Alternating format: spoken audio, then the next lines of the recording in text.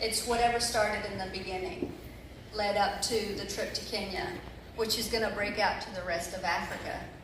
I want to thank my husband and kids. They're not here today, they're in Arizona. But for them graciously allowing their mom and my husband for allowing his wife to travel all the way to Kenya for 14 days away from them. And also the time and energy even now in celebrating me and giving me this opportunity to live my dream. I want to thank my family here. I've got several of them on table 15 over there, and my friends who have become my family for helping me out. I want to especially thank my best friend for this whole entire year of collaborating with me, praying with me, even before the trip, listening. She's a great planner, so she helped greatly, and that was the case. I had so many people helping on this journey. And for all the people who attended the Journey to Freedom, as we call it, the JTF group in Kenya, we had about 20 people we trained for a week and over 60 who came for a Saturday event. And we had to say no to people.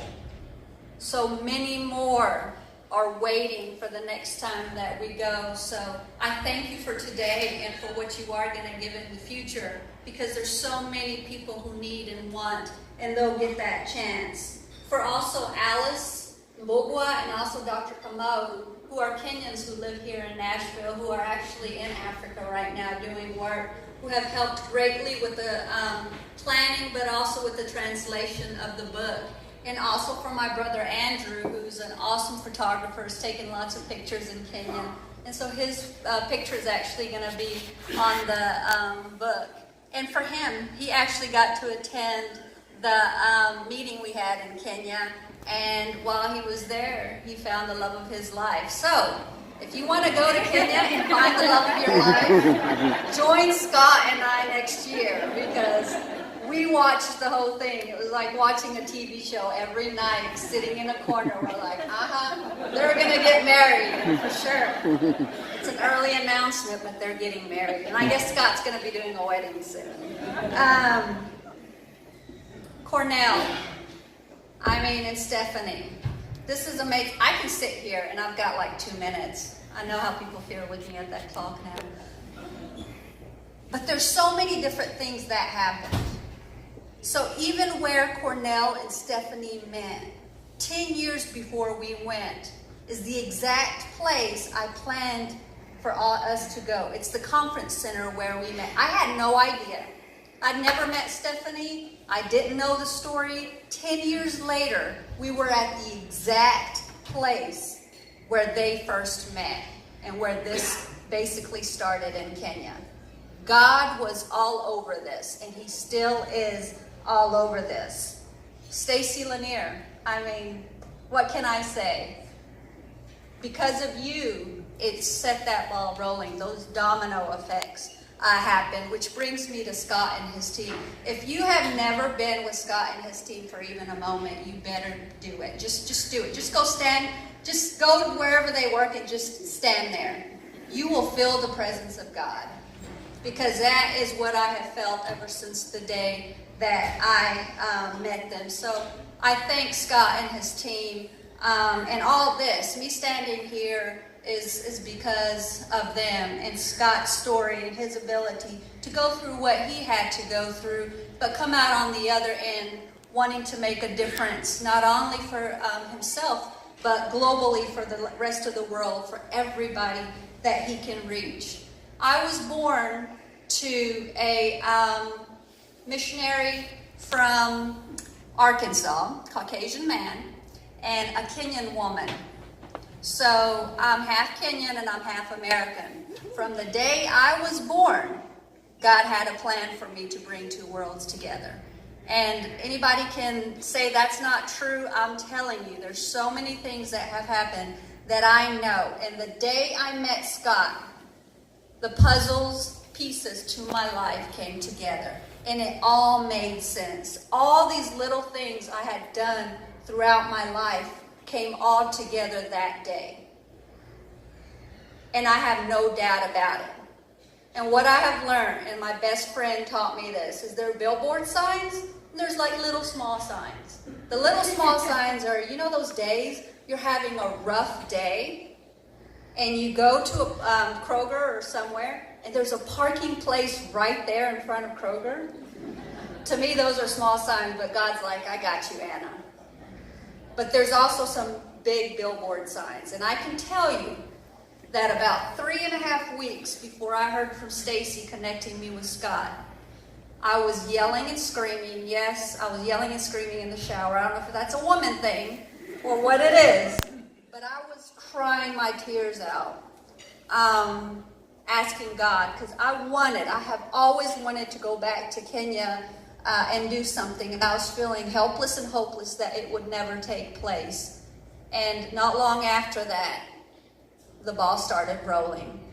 So I can tell you, I have seen the pieces of my puzzle come together, and they continue to. So I've got maybe a partial part of it. I can tell everybody on table 15, I'm forcing your puzzle pieces into mine, because you better get your passports ready, because you're definitely going to Kenya. And anyone else who wants to join us, I'm telling you, if you want to experience heaven on earth, come with Scott on any of his trips, especially Kenya or especially Africa.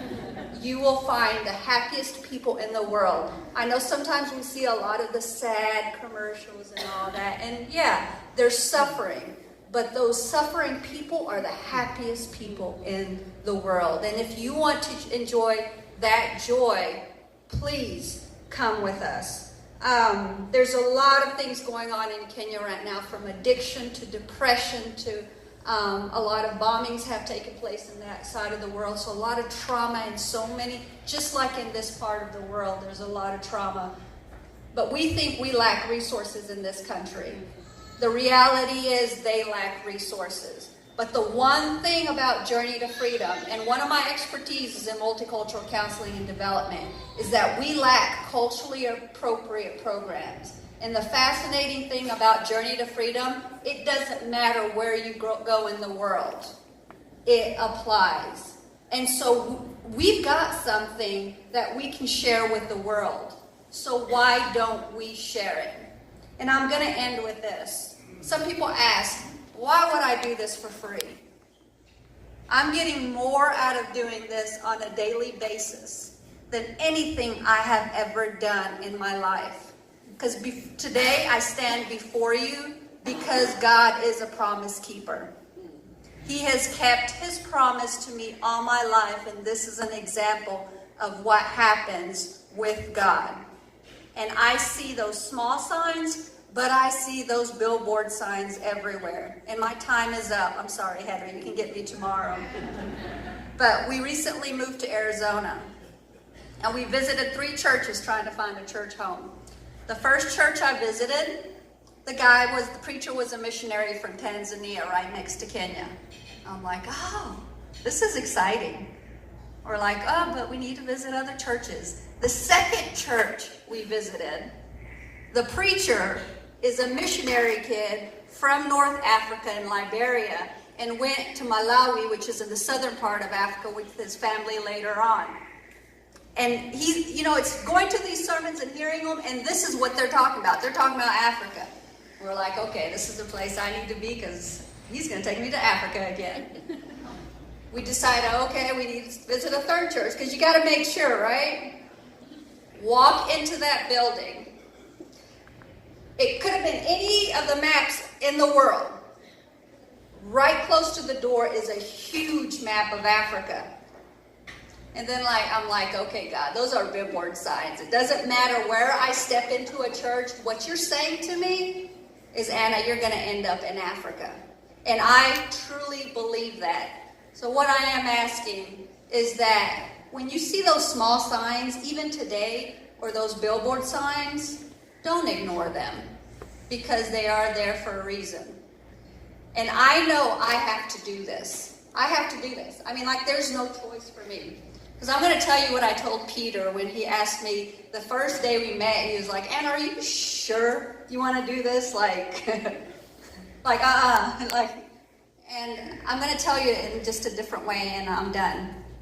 But basically, what I said to him was related to Jonah. But I'm going to think of it in the context I'm at now in Arizona and what people call the desert. But I can tell you, God's going to send a whale across the desert in Arizona to swallow me up, get me back in the ocean, somehow get to the Indian Ocean, and spit me back in Africa. So in saying that, I'm saying God has a plan for me, and I can either fight it or I can go with it and experience the joy that I can never experience anywhere else. And I thank you all for the opportunity to continue to do that in Africa. Thank you.